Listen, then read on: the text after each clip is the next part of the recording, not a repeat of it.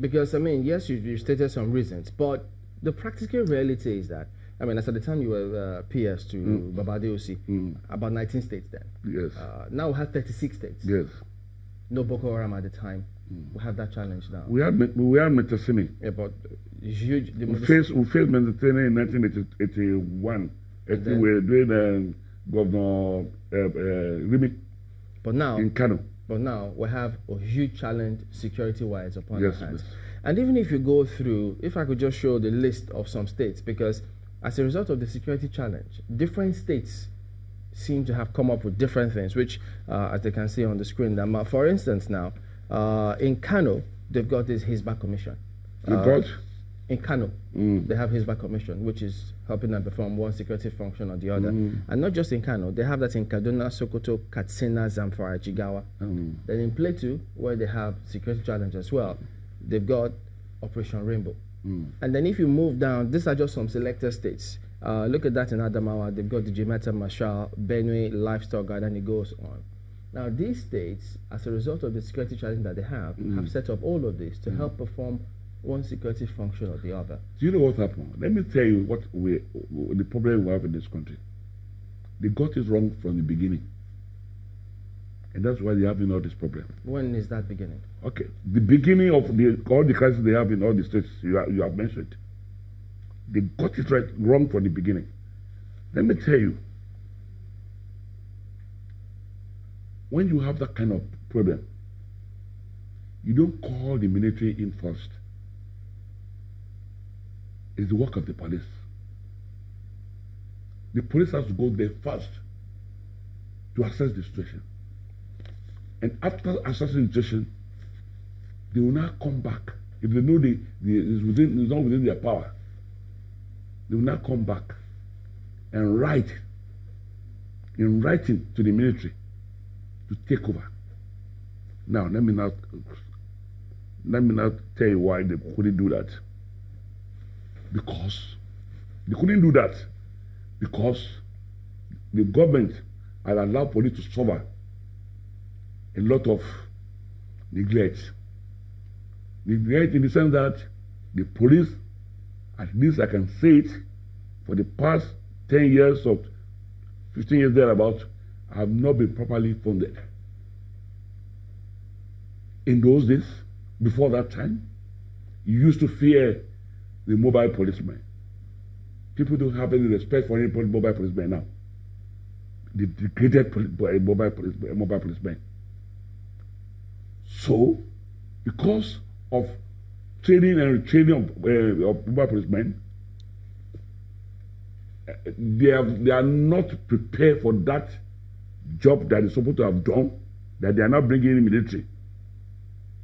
So I think being that they've gotten a very good mobile policemen who are trained to quell riots and to attend to insurgency, there will not be any problem. But what we see now is in anything that's happening at all, military will first go there. Look, police are trained to be civil, and they are trained to mix with the people, to mix with the civilians, not soldiers. So that aggravated the situation in all the states you mentioned. I'm telling you, all the states you mentioned. Now, one of the governors, because the way military will gather their intelligence is different from the way police will gather their own intelligence. Police will mix with the members of the public. Army will see themselves. They are there to kill. So now, one of the governors, because while he was a governor, he also had one form of policing or the other. It was in Delta State. So we'd like you to listen to what he said while we did put the question to him as well about state police. Yes. So let's hear what he said and we'll get your response in a minute. And I will give you a response.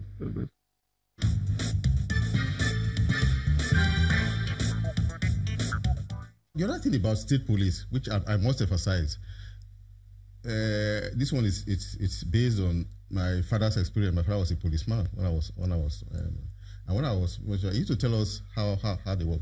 Two things about policing: intelligence gathering is very critical. Of course, before the the action of the police. Now, in intelligence gathering, there are two very important aspects also. Understanding of a local language, is very, very critical. So my father used to tell us that, look, when he was appointed a policeman, and he was in the Warri area, Warri Sapele area, where they spoke Urhobo and Ishekiri. He understood the two languages, and he used to get information from playing draft. He plays draft in the evening. Where they are playing draft, they will be talking, and of course, from the talk, whether they are using local language or not, he gathers information. But a policeman that is brought from Borno, for instance, even if he goes to play the draft and people are talking the local language, because he doesn't understand it, he will not get as much information as my father was getting. He's making a case for local policing. Thank you very much. Yes, I'll make the case for police. There's, in a way, too, it's corroborating what I've said earlier. But he went a little further, saying local language, getting your local personnel. Now, what I'll now tell you, what I'll now tell them to do, what I'll now prescribe for that is this: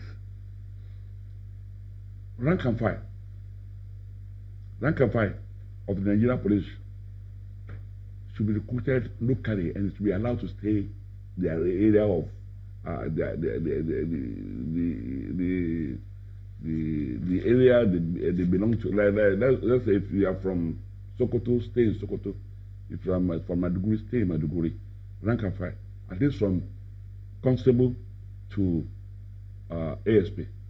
They should stay in their state of origin or even local government area where they can understand. So when they stay there, they'll be able to do what he is saying.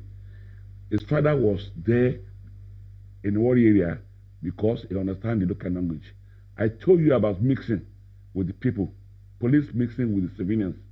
Soldier will not mix with the civilians the way police will mix with the civilians. That's the one. Number two, I said something earlier on that the government has killed the morale of the police. They are not funding the police. Police have been neglected for too long. They are not giving them any training at all. We have what we call now, before I left police, we have what we call CIB. CIB is where they gather information. They're supposed to gather intelligence for the police to work. They have been paralyzed. They are not being given, they are not motivated. Everybody is just going to office just to collect salary, not doing what they're supposed to do. There must be training and retraining. This training is not there again. That is what is causing all this problem. Let them fund police. Security is money. Give police money to work. And when you give them money to work, I'm sure every policeman wants to excel. They will work very well. The question Chairman asked had to do with the different states having their own form of policing units. The different states, the Hisbah Commission, and all those things they have, they are not police. They are not police. We're coming. But it's a form of policing already. No. What they would have done, probably, is just to ask those people to help the police to be gathering intelligence, which is what some of them are doing. But then, they're not for them to do the job of police. The state governors themselves also spend quite a substantial sum on the federal police. Yes, I did when I was in office. Okay, but that's not supposed to be. It's supposed to be. Good. So why would you now not say? But you have to do it because you want your state to be fair.